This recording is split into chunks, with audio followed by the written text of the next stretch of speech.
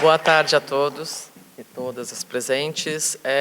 Eu estou muito honrada de estar aqui novamente, né? Já estive aqui uma primeira vez, apresentando uma parte desse trabalho, pois eu ia sugerir exatamente isso, que se quebrasse o protocolo e passasse para lá. Porque, mais do que falar, eu acho importante mostrar por que esta é a primeira biografia do Marquês de Pombal e por que ela muda a história do nosso Marquês e de Sernancelli. Essa fala, ela é feita por mim, mas na verdade ela tem dois autores. Ela é feita por duas bocas, né? A minha e do professor Rafael Magalhães, que foi meu orientando de graduação, mestrado, doutorado, hoje colega de trabalho, e que foi a primeira pessoa a trabalhar com um dos manuscritos que compõem essa biografia. Eu vou pedir o auxílio da nossa colega, né, lá de cima. Essa biografia, como eu disse, nós intitulamos de primeira biografia do Marquês de Pombal, porque nós conseguimos datá-la como o texto mais antigo biográfico, sendo próximo e contemporâneo do Marquês. A biografia não termina, diferentemente das normais, né? A biografia não termina com o falecimento dele, porque ele estava vivo durante a escrita do texto. Essa biografia, né, ela começa a ser escrita, eu vou ter que virar um pouquinho de lado, desculpa, para poder ir olhando, né? Como eu disse, o texto foi estabelecido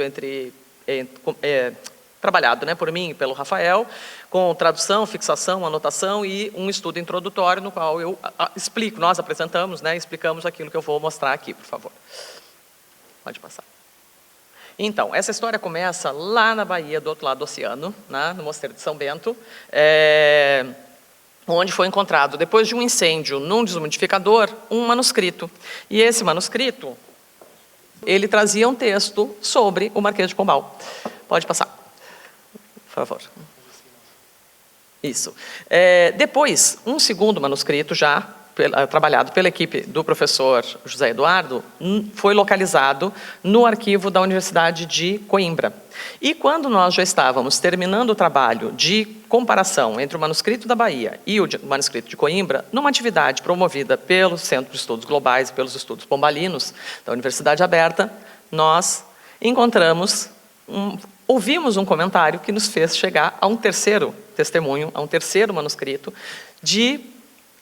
na USP, na Universidade de São Paulo. Como vocês podem ver, são 3 testemunhos de um mesmo texto, né? Eles são muito iguais, têm a mesma estrutura, com um detalhe de que este do meio e aquele de lá são escritos pela mesma mão, né? Esse de cá é escrito por várias outras mãos. Ele é escrito pela mão 1, 2, 3, 4, 5 e o de lá é escrito pela mão 6. Pode passar. Por que eu estou falando isso? Porque nós temos um documento com 3 testemunhos, 2 no Brasil e 1 aqui em Portugal, com 6 pessoas que intervieram, mas temos 3 títulos diferentes. Em cada arquivo ele recebeu um título. Ele não tinha um título e recebeu um título diferente, o que dificultou um bocado a nossa vida para localizar esse documento, né? Esses 3 títulos, eles são atribuídos, mas ele tem um autor, e esse autor não está explícito, ele é inferido, mas ele é comprovado paleograficamente pelos estudos da mão que escreve, né? Pode passar, por favor. Isso. Então, foram feitas análises muito criteriosas nas áreas das ciências do manuscrito. Paleografia, diplomática, codicologia e filologia para o estabelecimento do texto. Essas análises para o estabelecimento do texto e a organização cronológica dos documentos, ela nos mostra que nós temos um documento primeiro, que é o que está aqui em Coimbra, e os 2 que estão no Brasil têm a seguinte genealogia. Vem o primeiro da USP e depois o da Bahia, né? Ou seja, nós começamos pelo fim. Nós começamos a trabalhar pelo último até chegar no segundo, né? E no primeiro. Pode passar. A diferença deles é mínima, é simplesmente assim, uma letra maiúscula, outra letra minúscula, eles são exatamente o mesmo texto, né? Esses 2 feitos depois, eles saíram de uma mesma mão, mas eles são uma cópia passada a limpo desse texto anterior. Ele não é exatamente um texto terminal, porque ele tem ainda alguns buraquinhos, lacunas que seriam preenchidos, mas não chegaram a ser, né? Pode passar. O que é importante é que no primeiro documento, o que está aqui em Coimbra, nós temos uma variedade grande de pessoas escrevendo, mas uma cabeça mandando, que é a dona dessa última mão aqui. Como é que eu sei disso? Porque é o que nós chamamos de mão de autoridade, mão da autoridade. É aquela mão que interfere no texto, que quando é passado a limpo, tem as suas considerações todas assimiladas. Então, a gente vê que essa é a mão que manda, né? Pode passar.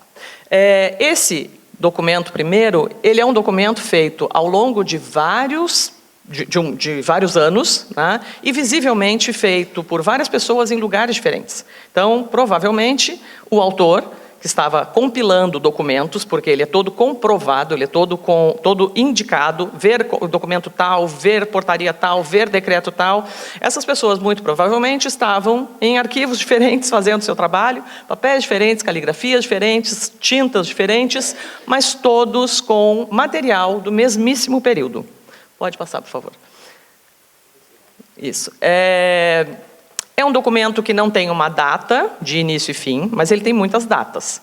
E ele é um documento que nós chamamos de datável, ele não é datado, né? E ele é datável por dois caminhos, tanto pelo conteúdo quanto pela materialidade. E o que eu estou chamando de materialidade? Os elementos que compõem a escrita: papel, tinta, pena, tipo caligráfico, língua, estrutura linguística, né? Não só as informações. Os documentos aqui, o documento aqui de Portugal, ele é composto por uma juntada de papéis, todos produzidos no período contemporâneo ao Marquês. Os dois do Brasil são compostos por dois papéis italianos, também funcionais e com moinhos, né, papeleiros, de funcionamento no período de vida, né, do Marquês. Aqui a gente tem alguns exemplos disso que nós chamamos de certidão de nascimento do papel, que é a marca d'água, que nos diz de que moinho ele saiu, quem é o fabricante, e nós sabemos quando funcionaram, né, quando funcionaram os fabricantes de papel e para quem eles forneciam. São dados que já existem, são dados que nós já temos. Sabemos, por exemplo, que eram vendidos para o Brasil, para Portugal e para suas conquistas, né? Pode passar, por favor. Esses papéis são dos manuscritos brasileiros, que estão no Brasil, né? E esses são dos manuscritos do manuscrito que está aqui em Portugal. Pode passar, por favor. São papéis italianos, papéis franceses, papéis portugueses, né? Como eu disse, a datação material garantida. A datação pelo conteúdo, nós fomos vendo, o texto é escrito por alguém que estava na corte, estava ali, né, e comenta que os monarcas da época eram Dona Maria I e Dom Pedro III.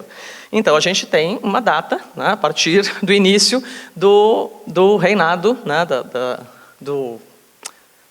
da gestão deles, né? E uma última informação que nos dá a data de limite final é de que, por exemplo, em 1803, José Seabra da Silva recolheu-se à sua quinta do Canal, onde ao presente vive. Se sabe que ele morreu logo depois. Então, se ele ao presente vive, essa é uma data que nos limita, né, a contexto do documento de produção. Essa autoria atribuída, da qual eu falei, né? Então, as duas mãos que escrevem, quer dizer, a mão que escreve os dois documentos do Brasil, a gente não sabe quem são. A mão 1, 2, 4 e 5 trabalhavam para a mão 3. A mão 3 é do cardeal patriarca de Lisboa. Por que nós sabemos disso? Fazendo uma pesquisa no arquivo do patriarcado, nós conseguimos informações textuais confirmadamente autorais, né? E fazendo uma comparação, para uma pessoa leiga, olhar isso talvez não explique muita coisa, mas eu peço que passe o slide seguinte. Aqui nós temos a letra do cardeal patriarca, nós não temos muito com o que trabalhar, né, daquela assinatura, e do testemunho do documento que está em Coimbra. Vejam que ele tem uma escrita que nós chamamos de grafia rara, ele tem elementos gráficos raros. Aquele A entrando um filetinho, nós temos nos dois testemunhos. Esse D terminando em arpão, nós também temos nos dois testemunhos. Esse traço do T, essa constituição de traço do T é muito peculiar, nós também temos nos dois testemunhos. E nós fizemos isso para todas as letras que nós conseguimos encontrar para fazer a comprovação de que a mão que escreveu as anotações, emendas, era a mesma mão que produziu, quer dizer, que é a mão que assina pelo patriarca, ou seja, é a mão do patriarca, né? E, inclusive, nós vemos, como sabemos que esse documento foi escrito ao longo dos anos e terminou próximo do falecimento do cardeal, que já tinha visivelmente uma senescência na própria mecânica da escrita, né? Então nós vemos literalmente a mão envelhecer ao longo do documento. Com isso, nós conseguimos saber, com todos esses estudos, quem veio primeiro, né? O de Coimbra, depois o da USP, depois o da Bahia, e conseguimos pensar nele a partir dos critérios que a equipe do professor José Eduardo, da qual eu também faço parte, a equipe do projeto de edição da obra do Pombal, né? O estabelecimento do texto para um público. Quem é o nosso público? O nosso público não é só o especialista em língua, mas é a pessoa interessada no assunto. Né? Então tem um estudo introdutório nessa obra que está sendo lançada agora, né? Explicando tudo isso que eu mostrei, esses elementos materiais, a datação, a autoria, etc. E tem um texto que não é modernizado, mas é um texto muito mais fluido. Pegando o documento original, fazendo a comparação com os outros dois, que são passados a limpo, que têm informações complementares, né, ao original, e apresentando um texto estabelecido, que é, na verdade, a fusão desses três testemunhos. Nós mantivemos os termos, mas atualizamos ortografia, aumentando maiúsculas, mas não mexemos em nada, absolutamente nada de pontuação, por exemplo, sintaxe, nada, e entre outros elementos, né, o que tinha sido anulado nós retiramos, o que tinha sido acrescentado nós acrescentamos, são critérios editoriais que também estão apresentados no documento. Mas por que nós estamos falando disso aqui hoje? Porque aqui eu e Rafael nos despencamos, quer dizer, Rafael não em persona, mas em representação, né, nos despencamos do Brasil para cá para falar isso hoje aqui em Sernancelli. Porque a primeira página dos 3 manuscritos, que são idênticos, trata exatamente disso.